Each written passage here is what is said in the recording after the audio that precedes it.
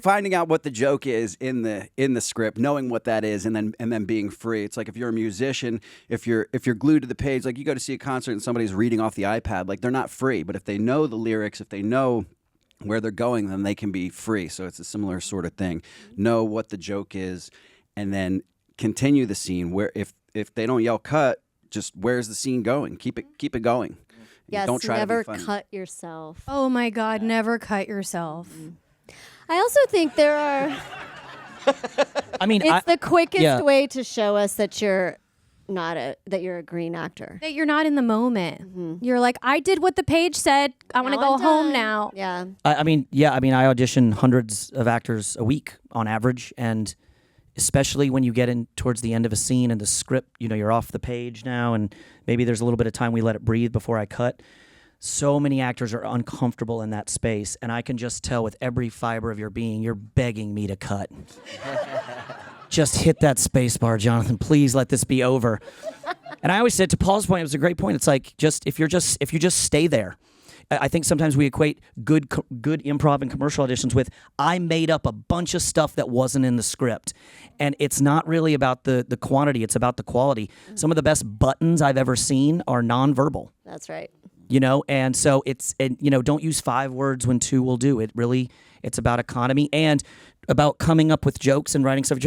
To Bill's point, know what the joke is, know what the thing that's happening in the scene is, and whatever you're going to add, make sure it's in service of that. That it's not some sort of separate kind of joke that has kind of Just nothing to feels do with wacky. what's just happened. It's Yeah, just exactly. like a wacky choice. That Exactly. It's got to be in service of. I always call them, improv for the stage is like Groundlings and Herald Teams and UCB. Improv and commercial auditioning is improv enhancements.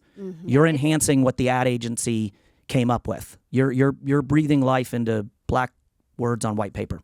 And that's why I say it's really just an extension of you, is because commercials, especially these days, are really asking you to be as grounded as possible, where, if you're doing short form improv, it's not necessarily that. So they are different skills. One more thing I will say, just in terms of like knowing the scene, if it's 30 seconds and it's not a monologue, I think you should be off book. Not just because like it's usually like 2 or 3 lines. Are we going to disagree on this? No.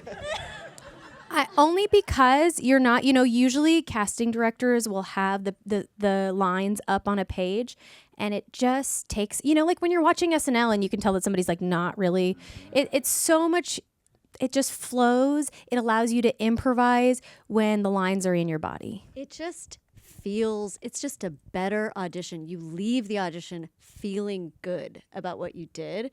I also think like, I'm never gonna say to somebody, you should have this memorized, but I will say the more you know this, the more fun it's going to be for you. And to that end, there is something about the care a performer takes when auditioning for commercials. When I see that they've really thought about it, where they've really spent time with it. So many people treat commercials like it's a one-off, or this. There's a board in the room. Say that again? There's a board in the room. Yeah, there's a board in the room. I'm just gonna wing it, or there's like a flippancy, if that's a word, in auditioning for them, and I find that to be really a fascinating position for a performer to take.